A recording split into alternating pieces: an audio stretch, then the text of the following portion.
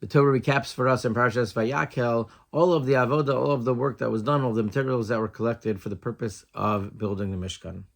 And then it describes the end. Moshe relates that everything came. Vayitzav Moshe, and Moshe called out, Vayaviru kol b'ma'achar, when he sent out a message to everybody saying, Ish v'isha al ya'asu od melacha l'chumas hakodesh. Don't do anything else. Why? Because we have enough. Vayikolei ha'amei havi. And they stopped bringing for the purpose of the Mishkan. And then there's one final pasuk. V'hamelacha haisa dayam l'chol ha'melacha la'asos osa v'hoser. And there was enough. There was enough from everything that was brought in order to do all of the work that was necessary.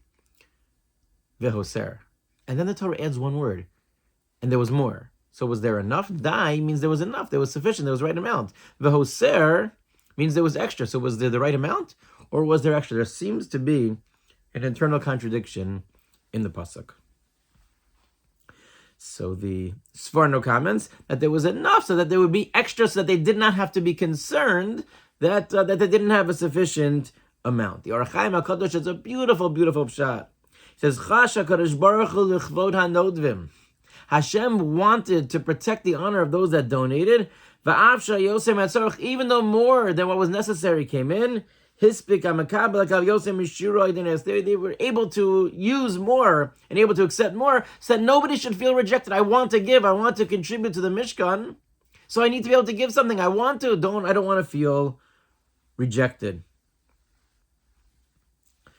The Chassam Sofer suggests that those that were in charge, they set certain amounts so that would be the exact amount. But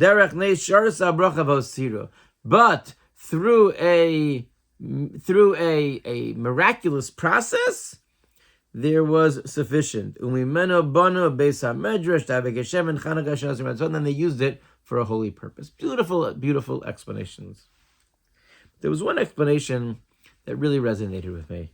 The Parshas Yosef explains as follows. He says there was nothing extra. HaKadosh Baruch Hu was perfect. And the process that was necessary and the exact amounts that were required, that was exactly what was given. They needed to collect a certain amount, and that is what was collected. There was a sufficient amount, v'hoser, and there was more. What was more? So the Parshas Yosef suggests that the v'hoser is that the midah, that the effects of what they did remained. You see, what we do in our lives, and when we put ourselves out and we try to do something, it doesn't end when our activity, when our action is done. It leaves a roshem. It leaves an imprint. It leaves a mark on us. And that's what the Torah is reminding us here, is that all of the things that we do, and even if it doesn't seem like the most spiritually infused and we're just giving some of our money, v'hoser, it leaves over an imprint. And he adds not just that it was v'hoser for this generation, but for the future generations as well. V'hoser, that which we do leaves a roshem. It leaves an imprint. It's so important. The things that we do in our lives have a real effect. They have an effect in the immediate, but v'hoser, they leave over as well. And that's something to keep in mind as it is that we engage in whatever it is that we're looking to do, whatever spiritual pursuits we take upon ourselves. There is a benefit to us, but there's a long-term benefit. There are short-term gains and there are long-term gains as well. And that's the chiddush of the pasuk.